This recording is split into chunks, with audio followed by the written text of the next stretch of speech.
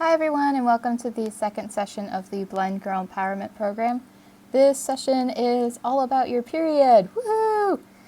We did this session back in December, so if you want to come back to this and see what you missed, if you missed something, or if you have any questions, or if you are interested in this type of topic and you want to learn more about it, please feel free to watch this. So again, remember this program is for ages ages 12 to 18. If there is interest in having an adult version of this, we can have that. Or you could just watch these videos and do it that way.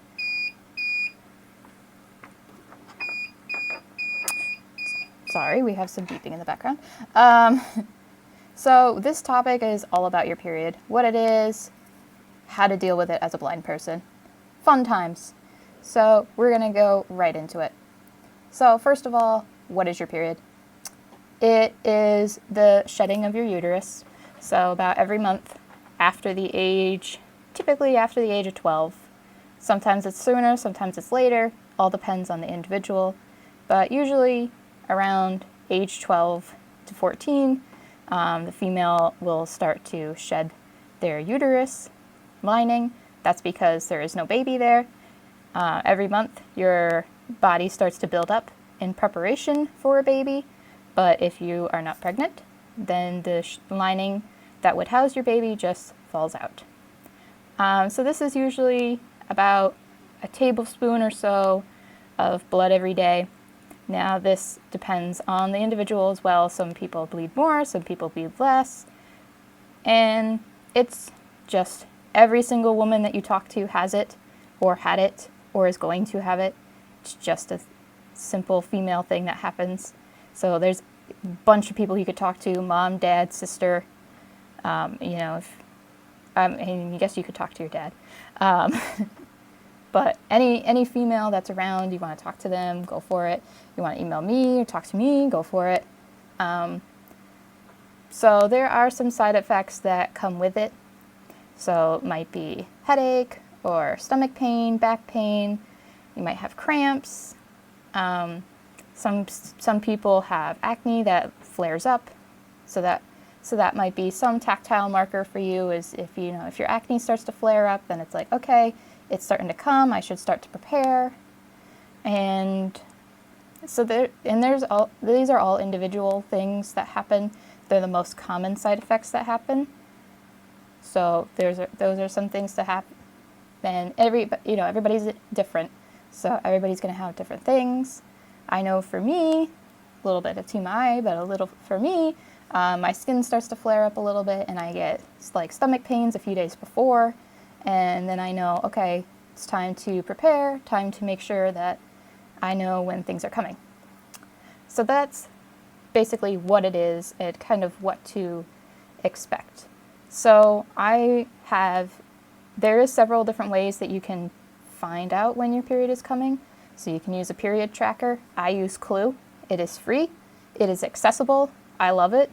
It gives me notifications based on how often I track it when it's about to come, which helps me a lot because then I can start to prepare for it. So I would recommend to download Clue on the iPhone, or if you have Android. I'm not sure if it's on Android, but it might be. But it is accessible with VoiceOver and all this other stuff. There's so many things that you can track within Clue. You can track your cycle, what type of item that you use, your headache, how you're feeling that day. If you're feeling a little cranky, a little sad, sensitive, happy, sad, whatever. You could track your exercise in there. Basically anything you can think of, you can track in there, which I use a lot. So that's one way. Another way, if you're older, I don't recommend it for younger kids, but if you're older, 17, 18, you can talk to your parents about using birth control, which is a monthly pill or injection or however you want to do it. There are so many ways to do it. We're not going to get into that this month, but if you want me to go over that, I can go over that. Just let me know in the comment section down below or email me, let me know. But birth control does kind of help you stay more regular. So every 3 weeks, I want to say, you have the birth control pills, and then the last week is just a sugar pill, so your period comes. So then you can plan it easily. Makes it easy for planning vacations because you're like, okay, I'm going on vacation in 3 weeks. And okay, 1, 2, 3. Oh, the third week that I have is the sugar pill. So I need to pack all my stuff. So that is another way, but I don't recommend those unless you're older. Something to talk to your doctor about if you're interested. And it can, it not only can regulate your period, but it can also help with blood flow. So if you have a very heavy blood flow, you can use that, or whatever. There's so many uses for it. I'm not familiar with, but if you want to go over it, I will research. So now we go into what kind of products can you use? How do you prepare for this? I keep saying prepare. What does that mean, Megan? So preparing for it, you might have, the common use is pads. Some people use tampons. There's these things called period underwear that you can get. So you can get some period underwear to use, which is basically just underwear, and then you put them on, and then when you're done, you just put it in the wash them, reuse them. You can use a menstrual cup. You just have a cup, dump it out in the toilet, rinse it out, use it again. There's so many. I have been around this park for several years now, and I still go to that wall at whatever store I go to, and there's so many options. It's floor to ceiling options. I still have no idea what to get. There's just so many options. I take a picture of what I have, or I bring the box with me and I say, I'm looking for this. Can you help me find this? There's too many options. So that's something that I use, that you can use if you're shopping alone for it and you need some help. Take a picture of it, bring the box with you, or I have roommates, so sometimes we just get one box together, so that helps. So those are all the different methods. Individually based, you can decide which one is the best one for you. As an athlete, I like to use the tampons because then I can go swimming, I can go biking, running, and I don't have to deal with a pad, because if you run with a pad and you're all sweaty, then it rubs on your skin and it doesn't feel good. So tampon makes things a little easier, and you can, most importantly, you can go swimming on your period with the tampon. Just stick it in and go. And then you have to change it when you get out. There is no age limit on tampons, so you can use them for any age, anytime. I recommend to use it while you're on your period, practicing, because if you practice when you're not on your period, it's not going to go in and it's going to hurt. So we don't want to do that. And I'm not pushing tampons, I'm not pushing anything that anybody doesn't want to use. I'm just using my personal experience to help you all. So I just want to give you some other tips and tricks that I use alongside with the app and the physical, I'll say emotional feelings that I have. But when I put on a pad, I usually line up the folds with the folds of the underwear. So there's like a little crease in your underwear that is kind of where I stick the pad. So the pad's kind of folded in 3 sections. So you take one fold, stick it on the seam of the underwear, and then take the other fold and stick it on there. That way I know that it's in place. I'm not going to leak anywhere, and it's right where it needs to be. So I know when I started, I was like, it was either too high, it was too low, and then you leak through your clothes, and then it's just a mess. So it's much, much easier to use the seams of your underwear to kind of line up where the pad should go. And then it just sticks on. You use it for, depending on your individual, 4 or 5 hours or so. And then you take it, throw it away, get another one, so on and so forth. So with the tampon, you have several different parts of the tampon. So if you want to pause this video, and if you have one, we can kind of sit there and go through it together. But basically you have an applicator and you have the tampon itself, which is inside the applicator. So there are so many different types of tampons, I could not tell you. But you have obviously different sizes for different flows. So depending on your flow, that's the size you'll use. You're going to have to experiment to see which one is the best one for you. So there's some tampons where you can just buy the tampons and then just stick them up there yourself. And there's kind of like cardboard applicators, the plastic applicators. I use the plastic ones. It's a lot easier to use, especially if you're going swimming, then it gets wet, and yeah, the plastic one's just so much easier. So what you're going to do is you're going to take it out of the package, if you have one with you that you want to go through, and there's a little kind of skinny long tube on one end and like a thicker tube on the other end. And you're going to pull that skinny long tube out until you hear a click. So now you have like a little rocket, is what I like to picture it as. You got the fat part of the rocket and then it gets skinnier and skinnier. So the fatter part is what is going to go in your vagina. So what is going to happen while you're sitting there, don't try, if you want to try it, go for it. I'm just going to have you push. So you're going to grab onto the middle of the rocket. And you're going to take your thumb or your pointer finger, however big your hand is, and you're going to push down on that little skinny thing until it's back into the rocket. So as you push down on that little tab on the end, you're going to notice that the tampon is coming out. So that is basically what's happening as you're pushing the little lever inside. It's coming out, and then it's going to go inside, and then you're going to pull it out slowly. You're going to pull the applicator out, and then the tampon will just stay inside you. And then you'll have like a little piece of string there hanging, so you can pull it out when it's ready.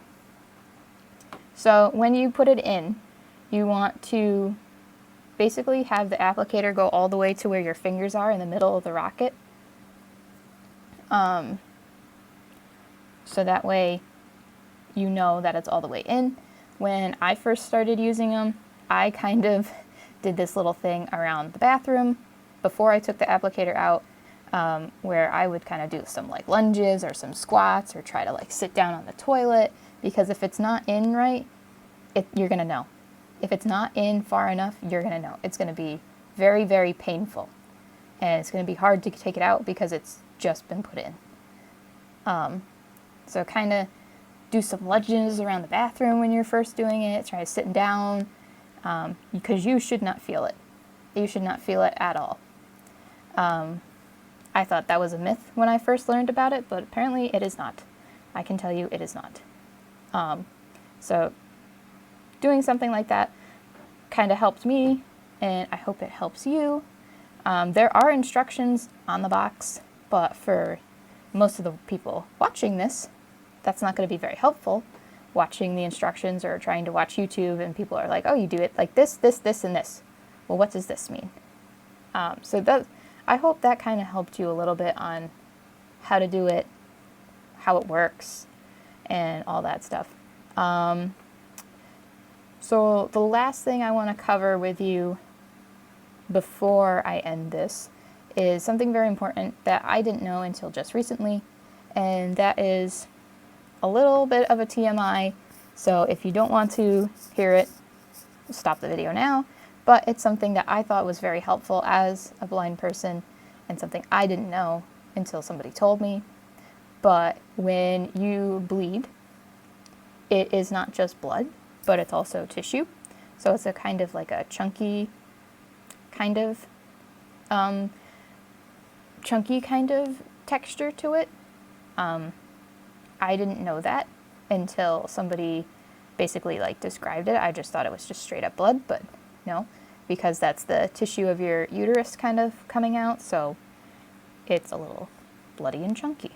I know that's a little bit of a TMI, but it was something that was important to me just to know.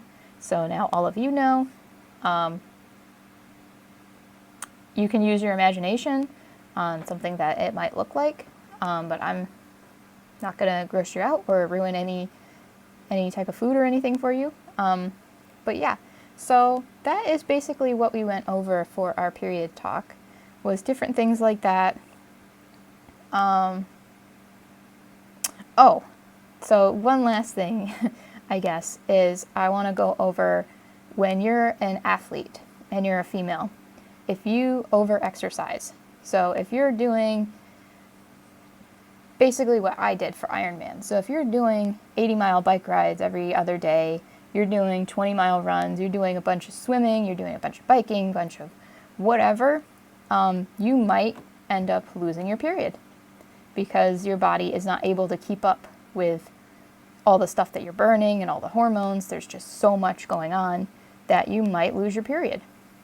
And this is completely normal. This happens to all athletes, and it's just, if you take a few rest days out of your training, I promise it'll come back. Sometimes it might come back more vengeful than usual, so you might have stronger cramps, more acne, more whatever. But I'm telling you that this is something that happens often with athletes, and not to worry. It will come back. If it's gone for longer than like 3 months, I would, try to talk to a doctor and see what's going on. But that is something that happens if you're really, really, really high exercise and working out. You can have that. But you also have female athletes who are sighted and blind still have to deal with the female triad, which is the loss of your menstrual cycle, which and then can also lead to eating disorders, which can also lead to low bone density, which then you can have some injuries that come along with that. But it is called the female triad, so all three of those things start to happen. Usually it starts off with the loss of the period, then the loss of appetite, eating habits go down, and then you have, because your eating habits are going down, then you have low bone density. But that's a whole other topic that I think is on our list of things to go over. But that is something that I wanted to kind of talk to you about, and that we talked about in our sessions, that I thought was interesting and something for athletes to know. And so yeah, now I'm done, I promise. So if anybody has any questions about anything that I've gone over, or they want me to explain it a bit more, please feel free to contact me. My email is on the Facebook page for this program, the Blind Girl Empowerment Program. So we're on Facebook, we are on this YouTube channel, and if you want to join the program, you can email me. If I have enough interest to have an adult program like this, then we can run one of those. The program is basically to get other female individuals to kind of chat with each other and see what tips and tricks they have, and what to expect. Some of our younger kiddos that we've had, we kind of explain to them like, okay, this is what's going to happen.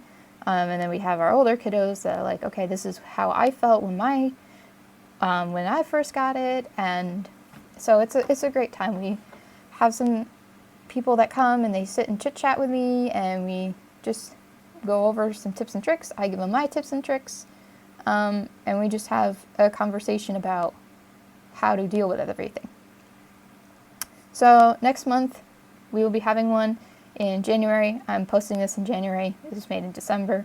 I am a college student, so I will do my best to try to post video summaries of what went down in each program as often as I can, but please keep checking this channel to see if any updates.